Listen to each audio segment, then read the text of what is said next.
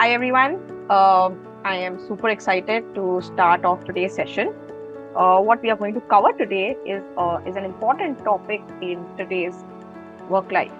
With industries undergoing digital transformation and with the advent of AI, automation, and globalization, the demand for adaptable and a resilient employee workforce, has become more significant than ever before. So, in today's discussion, we will delve into the critical topic of developing a future proofing the workforce, the skills that are required, and these play a pivotal role in cultivating a resilient learning culture within organizations. I would like to start off with an introduction to Courseplay, which is an AI powered employee learning management platform. I am Pragya Mishra, the AVP and Head of Operations at Courseplay, and I'm super excited to host the first of our industry dialogue series with Ms. Soumya Iyer, the Head of Learning and Development at Royal Sundaram General Insurance Company Limited. Hi, Soumya. Hi, Pragya. Thank you so much for this opportunity. Great. So, Soumya, I'll delve right into the questions that I have. I've been looking forward to this session. And the first question that I have is, in your opinion, what are the key challenges in creating a resilient learning culture, and how can organizations overcome them? Okay, so Pragya, I'll begin with talking about the key challenges that we typically experience in any L&D landscape.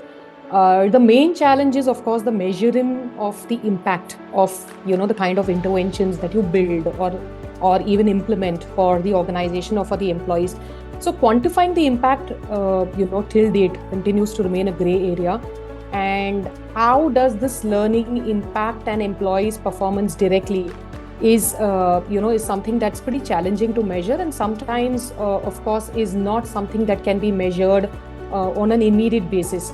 So, because it is this tough, it is sometimes very difficult to gain the support from senior leadership, right? Because they look at how do your learning initiatives create an impact, and if they don't understand how do you create the impact, it becomes difficult to get their buy-in, and wherein it becomes difficult to implement an initiative.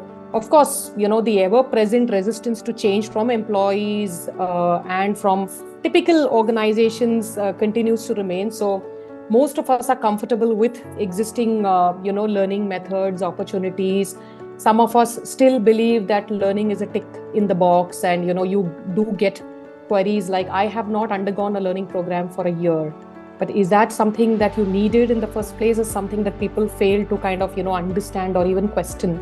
So employees are wary to change, and of course continue to be wary to adapting newer learning methodologies which challenge them more, and try and measure the benefits out of any learning. So that becomes a bigger challenge, when it comes to implementing new age initiatives. Of course, it is very important to align any learning to business goals. And as I said, learning sometimes for some employees becomes a tick in the box, and unless you are able to evaluate and even confirm to business on how their strategy would be helped by implementation of certain learning initiatives, or probably even insufficient communication with your key stakeholders, learning becomes a miss in the company's overall mission, right? And then it probably becomes something that's a bit late to the party, if I may say. Of course, with all the changes that we see in today's learning space, technology, how do you implement new age technologies, and how do you ensure that your employees and leaders understand it, also becomes a question of budgets more than anything else. Learning, while important, for most organizations, if I seek 100% of an amount, I'll probably end up getting 80 or 90. It is very rare that learning gets the budget that it deserves, and that does become a challenge with creating a resilient learning culture, which is also in line with today's expectations. Now, certain things that probably help me manage these challenges, and is first thing is that I continue to focus on competencies. because that is a starting point of all things when it comes to your job roles or when it comes to even learning. I believe it is very important to adapt assessment methods that continuously evolve. Ensure that you have alternative methods like a project or a presentations or a performance assessment that is linked to any learning program that you implement for an employee. This ensures that you have a result-based learning program, and we have in fact implemented similar programs for the past year with Royal Sundaram, and we've actually got great results and of course a lot of buy-in from the leadership on account of the learning being more relevant, right? We also, need to probably promote a culture of continuous learning. So learning cannot happen over a break or when it is convenient for the employee. Learning is something that's important. And if required, we need to tie in with the required educational institutions, understand best practices from other organizations, which means that you encourage employees to look out, collaborate with other organizations, share thoughts with other colleagues, and ensure that the organization operates as a whole and we do not learn in silos. Learning is also lifelong, hence it is imperative that we give the employees the flexibility to acquire skills at various stages. So it cannot be that I have a 1-year learning plan for you and that is what you need to go by, right? There are stages in your life and stages in your work life wherein you probably need to learn newer things, and it is important that organizations appreciate that. We have tried to appreciate that aspect in Royal Sundaram, and we've built learnings as per various levels, various changes in how an employee needs to manage their roles and responsibilities within the organization. And the most important action, I believe, at least wherever possible, or where it is especially possible for smaller organizations, is to hyper-personalize learning, wherein you match the learning to the professional goals of the employee, or you match the learning to a department or to a specific position that certain set of employees are in, or even customize the pace of learning, as I mentioned. So, these are certain methodologies that we have adopted in Royal Sundaram, at least since the past couple of years, and we've seen a fair amount of success. There is a lot more traction when it comes to learning. There is a lot more interest from employees, and a lot of employees do come back asking, as to when will they get an opportunity to learn more or to learn something else. So that's something that has helped me, is what I would say. Excellent. These were really interesting points, because what I figured from this was that you first strategized it, created a plan. You have all the measures of measuring what the impact of these plans are, how you're executing them, and making sure that employees are fully engaged, which is not a short-term plan. You have a long-term plan for all of these employees also. So these are really interesting. Thank you so much for these. My next question is around employees. So as the L&D head, I'm an expert in the HR industry. What do you think are the core competencies that employees must acquire to remain competitive in the future job market? Because there is a lot of uncertainty, and there is AI coming in where people are saying jobs might be replaced, people will be replaced, etc. And so this is happening, plus there's a lot of pressure from the employees for their work. What are the core competencies that you can suggest here? Actually, that's a very good question, Pragya, and I can probably respond to it in two aspects. A being the competencies that have survived the passage of time and continue to remain relevant for all of us in our roles, which is anticipation, right? How do you anticipate, the future trends? How do you probably extract the data or read the data as to what has been your performance or what has been your business performance in the past? How do you apply, all of these past and future trends to your overall strategy, right?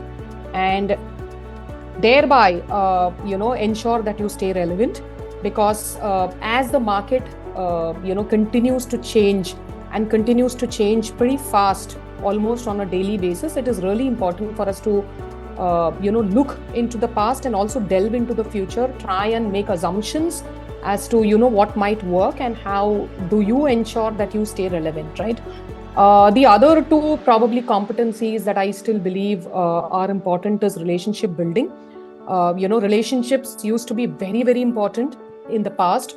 without the advent of computers, technology, it was all dependent on how you manage your relationships with people. Despite technology, it continues to remain critical. And your great relationships are based on a lot of trust, and trust gets built over a period of time. And your success in managing your relationships and thereby probably ensuring that you're successful in your role also comes from your ability to increase and build that trust, and thereby which helps you collaborate better and build stronger relationships. Another aspect of relationships is collaboration, right? So when you collaborate, you openly share, when against, how you work when you compete. Typically, when you collaborate, you're working towards a common goal.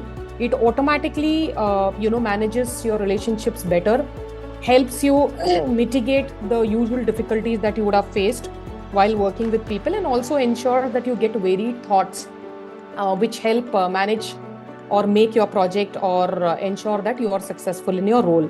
Now, there are certain competencies which probably did not exist, like probably 15 or 20 years back, but which have become very critical in recent times. First is your ability to be tech savvy.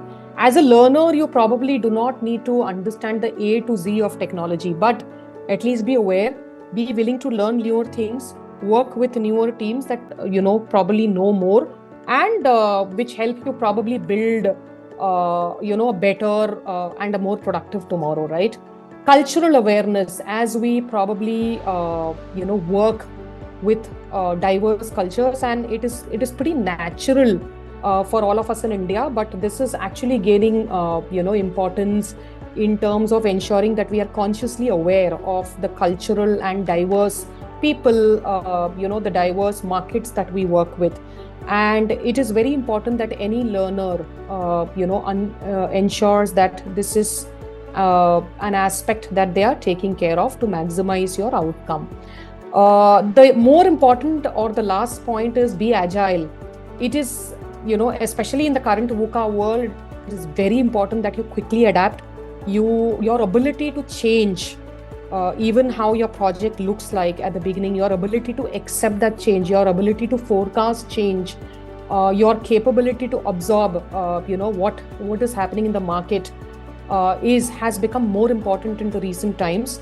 And this requires that you be an active listener, you understand and you keep an eye out for, what's changing, you communicate more, you probably ask more questions, you listen more, seek clarifications, and, if you implement all of this, your ideas will ensure that, they lead you to success. Yeah, these are very relevant points. I would like to just circle back to your first point. In fact, I would like to club the question between relationship building and collaboration, because Yes. I found this to be very interesting, something that I hear very often, and Yes. something that every employee or every person in the industry will try to do, but they don't really know what is the effect. How are they, number one, linking this to their skills? Number two, how are they expanding their network? So just a few inputs here from you would be brilliant. So as I mentioned, these are age-old competencies, and probably it is only now that we've consciously understood the importance of building relationships. As the world becomes more volatile and probably more remote, it is very important that we understand and work, more with each other. At some stage, probably you end up working in silos, and this is something that really needs to be avoided. So relationship building also acquires, various facets as you grow up the corporate ladder, right? Or as you grow up the ladder in your employee life cycle. So what probably remains as an ability to interact when you're at the starting phase of your career expands to the way that you network, with leadership, with management, with bodies, with industry bodies, how you execute your plans, and how do you ensure that the other person also understands your plans or your strategy in the manner that you would like them to understand and collaborate with you better, right? So these two aspects continue to remain important and probably become more and more relevant as you grow up the ladder, as I mentioned. And The more organizations emphasis on this, because a lot of our organizations still don't give the due emphasis to soft skills. But however good Yeah. you might be in your role, it is only your role is only as successful as how capable you are, when you work with other people. Even if you are the CEO or the top leader of an organization, you still need your people to ensure that your strategy is successful, right? So the more you're able to collaborate, the more you're able to work with people, and the more you're able to build those relationships, the more successful or probably you also achieve success faster. And this is where I believe these two skills, continue to remain relevant despite all the technology interventions that we've seen over the recent times. Yep. Yep. That is so wonderfully explained. I mean, that. Thank you so much for that.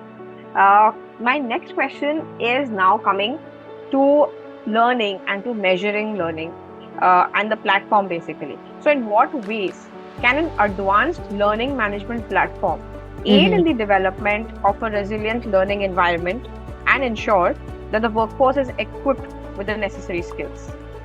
All right. So, I think with the advent of learning platforms, what has helped an organization and, of course, an employee is it has helped us build a better learning experience, which in turn helps us build a culture of learning and a culture of continuous learning, a learning which continues to stay relevant and resilient.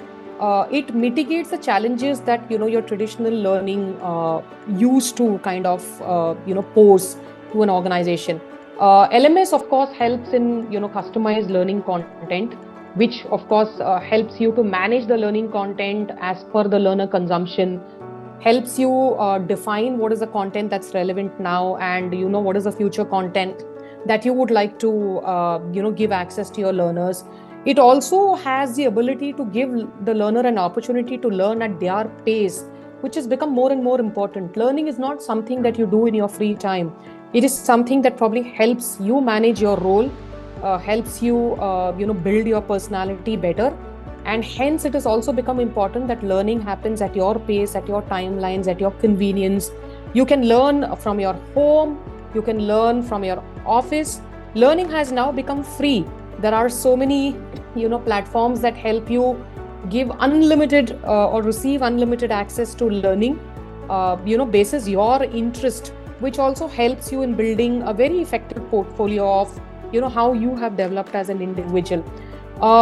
It also any platform, especially an LMS, the new age LMS platforms also help us get learner insights. So this helps any L&D team to evaluate how a learner has progressed over a period of time, which helps tie in that progress to a performance evaluation, which is where learning continues to stay relevant.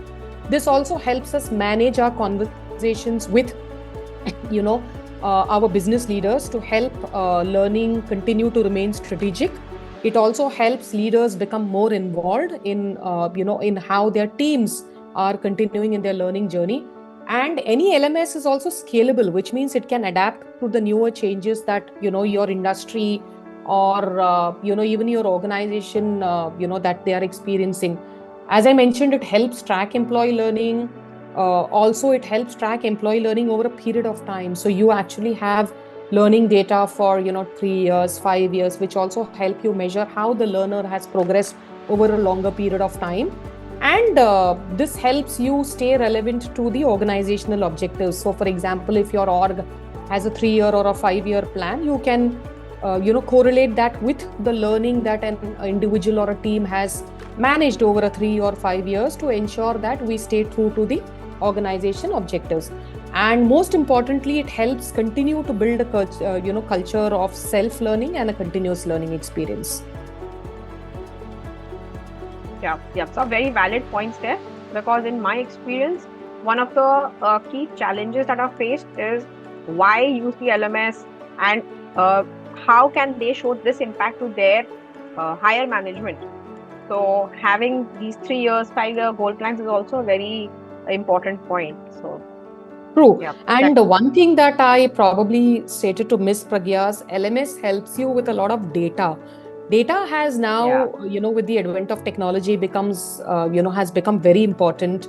And as long as you have your numbers in place, you are able to, cut and slice, gather your data insights, and actually build, the kind of data that will help your business leaders make more informed decisions about, how the learning is progressing. And that's more than anything that the LMS has, managed to kind of support the learning teams with, or the L&D teams with. Correct. So basically, you are clubbing learning and the output of it. Yes. Yeah. Yes. Yeah. Understood. My next question is around, again, the higher management, leaders. What role do leaders and managers play in promoting a continuous learning experience and like a continuous learning culture and skill development among the teams? And what strategies have you personally found effective or helpful in your experience? Okay, so, Pragya, leadership, continues to play a very crucial role in shaping the organizational behavior. As we've seen over a period of time, this continues to remain important. Leaders now, more than ever, have the ability to set the vision. They role model a behavior. People learn from them. People emulate them. They also communicate what needs to be done, what cannot be done. They also have a duty to constantly engage. They also play a large part in influencing the culture that drives learning, and thereby drives a constant connect of learning to an employee performance. A leader and their employees need to ensure that their teams perform at their optimal levels, and hence it is important, more and more important, that they work with their L&D teams to align the organizational goal to the learning needs. So as soon as the organizational goals are set at the beginning of the year, you see, a flow of meetings along with the learning team, that these are my goals, and what is it that we believe should be the learning plans that should be set for the year, right? So probably vis-a-vis,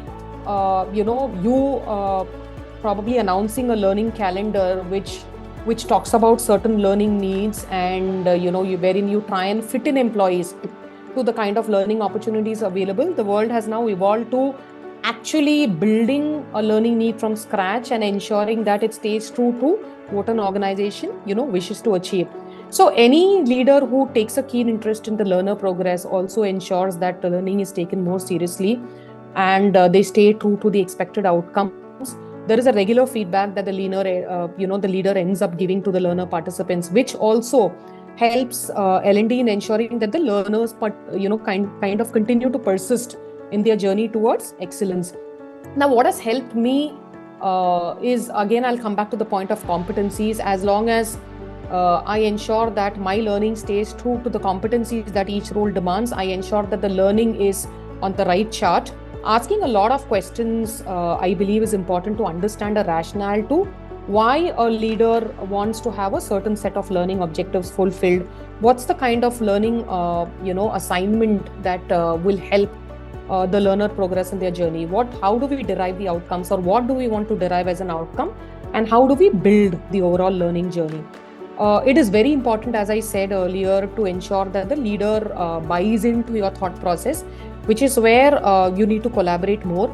My leaders have definitely ensured that we collaborate at every step of the journey, right from even building, the learning journey, understanding the kind of needs, model, how the learning model is going to look like, have regular assessments at each step of the journey, ask the right questions, make iterations where required. We do a lot of project-based, learning interventions. So most of our high-level learning interventions always end with a project, so that the learners have the opportunity to actually apply the learnings and see the results for themselves. So even if you are, your learning includes certain soft skills, we ensure that this is built as an experience to certain projects which are more organization based, so that the projects are relevant to the organization and something that the organization immediately benefits from, or probably you see the benefits over a shorter period of time.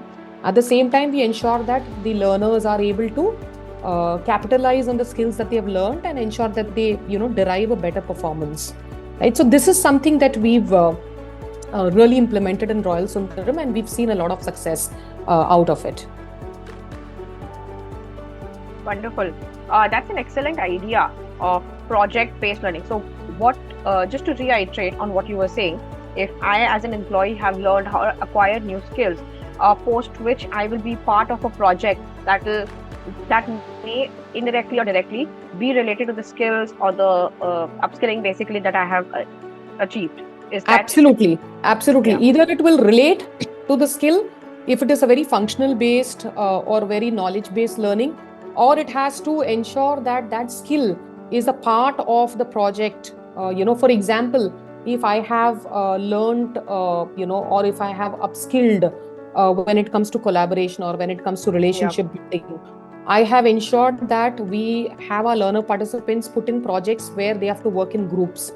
So these ensure, that you are actually using those collaborative skills while working with other people.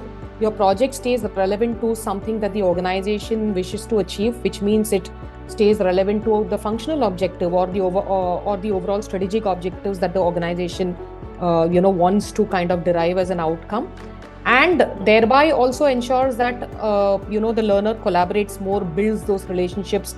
Earlier, a learner who would probably only work in silos now works better with teams. So, for example, Yeah. we had a learning journey which we created last year for our N-1. Tomorrow, if I have, certain people who I believe can be functional heads, I would also require them to collaborate better. I would require them to manage certain competencies that are expected out of a functional head. I would also require them to be appreciative of the kind of strategy that a functional head has to build and how they have to evolve with the organizational strategies. So what we ensured is we had projects, where we assigned projects in groups. Now, mind you, every learner came from a different department and they had to work on a project which was not aligned to their department, which means you had learners who were stepping into somebody else's shoes. You had learners who probably never worked with those set of, leaders before. You initially were forced to collaborate, and over a period of time, the collaboration came very naturally. You build better relationships. So, out of this team, even if I have certain people who become functional heads over 2 years or a 3-year period, now these functional heads have become build better relationships, become friends, and tomorrow they will work better with each other. So when you future proof what you need or what an organization requires for tomorrow, again you come back to the age old competencies, but while you still try and ensure that the learning stays relevant, you also ensure that you're able to encapsulate the learning to your life skills or to the actual work that a learner is doing. So that helps you build that, get that buy-in from the leadership also, and your learning continues to stay resilient. Understood. So, in short, leadership are the new influencers of learning. leaders remain the only influencers of learning. I believe we can, as we say, we are the learning partners, but there is only so much of influence that a learning team can give to their learners. I would leave the rest to how the leaders, how passionate are the leaders about learning and how they are able to build learning as something that helps them build their strategy for tomorrow. Correct. Understood.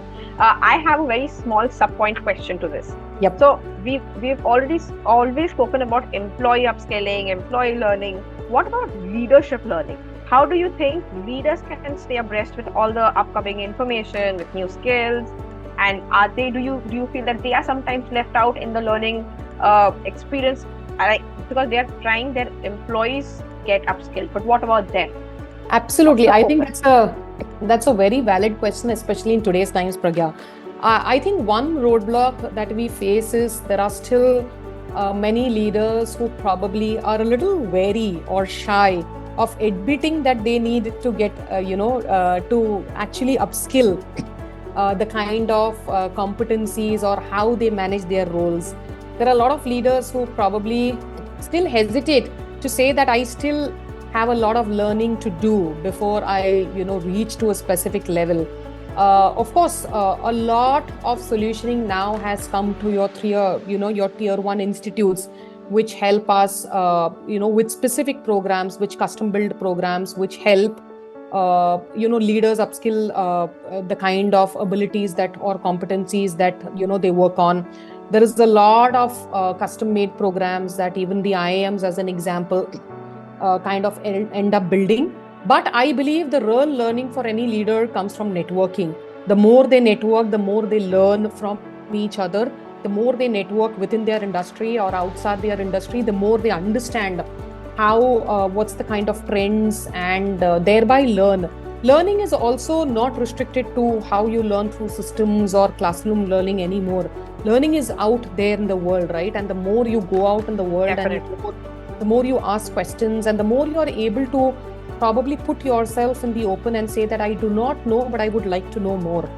And the more you are able to open your mind to learning, it becomes easier for leaders. And I see or I believe that this has started to change in the recent times, where leaders are asking to learn and where they would like for opportunities to learn. However, those opportunities continue to remain customized. Those opportunities continue to remain relevant as long as you are able to understand the competencies that a leader requires. So we try and ensure that our leaders attend a lot of networking events, go to conventions, go to conferences. You speak to others, understand what each other, what the other leaders are talking about, what other organizations are implementing, and thereby comes your learning, because your learning is at a strategic level, and that only happens when you keep meeting, when you keep networking. Excellent point. Yeah, agree to that. Thank you for making me understand, because I always felt that we continuously talk about employees, but what about leaders? Absolutely. No, that still remains probably secondary to many organizations. But as I said, leaders are now beginning to wake up to the fact that they also need to stay relevant, and they are now not hesitant to ask for learning, which is really very important and very interesting for an L&D professional, Yeah, and then the culture follows. Yes. Okay. Now this brings me to my last question. Okay. How can organizations measure the effectiveness of their learning initiatives and also ensure that they are truly preparing their workforce for the future? So, of course, you have mentioned in the beginning that measuring the impact and measuring the results of the input that is being given to upskilling is important. But how do organizations carry this out on a large scale, and how can this be, again, future? I believe, a lot of organizations follow varied and different steps to measure their learning progress effectiveness. Some of them are as simple as probably having certain set of KPIs, which is established. And KPIs continue to remain a very popular, way of measuring, at least for the old age organizations or organizations who are yet to implement the new age technologies of learning, right? You do your pre and post learning assessments to ensure to probably understand where the learner was before the intervention and where the learner has evolved or how the learner has evolved post the intervention. You also evaluate through understanding or probably giving a task to the learner to understand how they are able to complete the task post the learning intervention. You have your post training analytics, which also gives you an insight into the kind of numbers, the kind of learners, how the learner has progressed over a period of time. The old school way that works for me when it comes to your basic learning that I have to do at probably lower levels is the model which is the Kirkpatrick evaluation model, because typically the model focuses on the future or the fireproof aspects of reaction. How do you ensure that the learner is satisfied, and you do it through simple feedback forms. You also gauge an understanding of the topic through the learner by doing a pre and post assessment. You also evaluate if there is a change in the learner behavior post the specific training.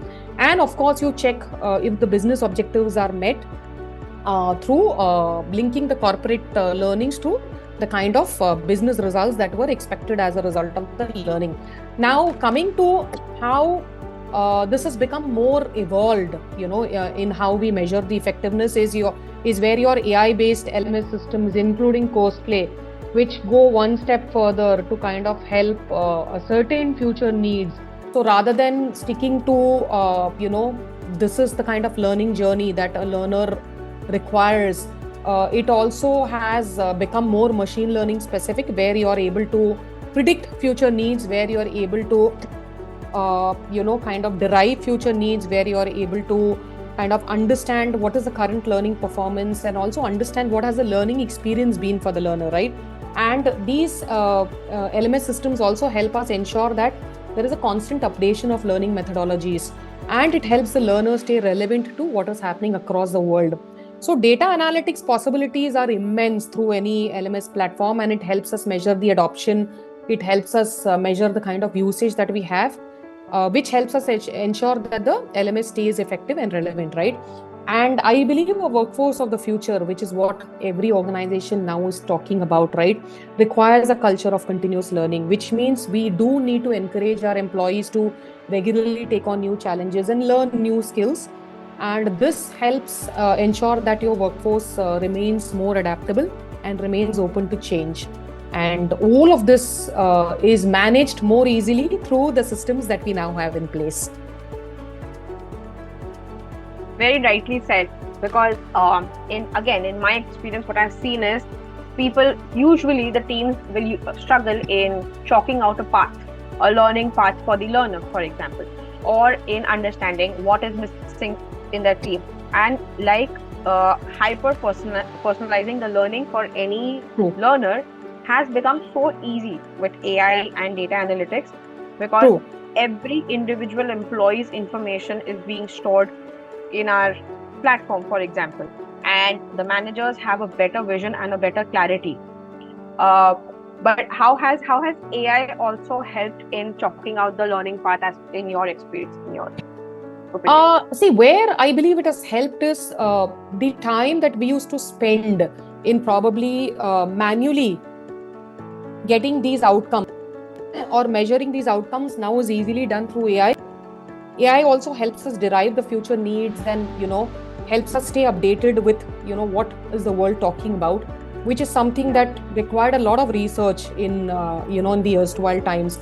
It thereby gives me the bandwidth to actually focus more on having conversations with the leaders to ensure that my learning stays relevant to the strategy, which is also evolving according to the changing needs of the organization and the industry.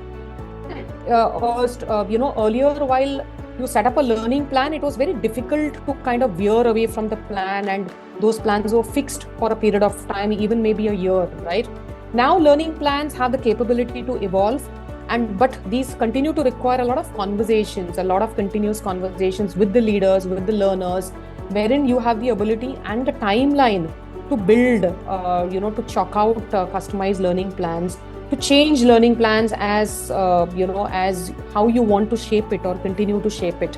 And this has actually been made possible through AI based interventions, right? Because a lot of your transactions now are automated. It gives you better insights to how you, as compared to how you had to actually take a lot of time to gain those insights previously. And thereby your conversations are now more fruitful, your conversations are now more strategic, and which is automatically something that is helping you align and ensure that your leaders also continue to remain interested in what's the kind of learning experience that you want to build for your learners. Yeah, I think that was an excellent summary of the points put across, that you're basically saving time, and this has also helped you become more adaptable to learning. Absolutely. As any technology, right, Pragya, the advent of technology has ensured that we are more conscious of the transactions. We reduce the transactional activities that we do. So the Yeah. same, obviously, benefit is something that L&D has derived, wherein anything that was transactional, where we used to take ages to build the data, to present, the kind of learnings over a period of time, to have your monthly reports done. All of this is now at the press of a button, can be done in minutes as compared to the hours that you used to spend, which means that Correct. you actually now have more time to have those conversations and to really, really kind of gain the kind of traction and insights that you earlier were not able to. And that's the Yeah, benefit of technology. exactly. So technology is our friend, not a foe. Yes. This is this is something I think the learning organization department have been able to inculcate the most. They are reaping the Absolutely. maximum benefits of this. Yes. And I believe there is one aspect that tech has helped is to ensure that learning has now become self-paced. Learning used to be very classroom-based and very dependent on certain timelines, on availability of people. AI also ensures that learning now is more tech-savvy and it is done at an employee's comfort, as I mentioned earlier, Yes. which is also important to ensure that we stay resilient and we build that kind of a culture. Agreed. 100% agreed.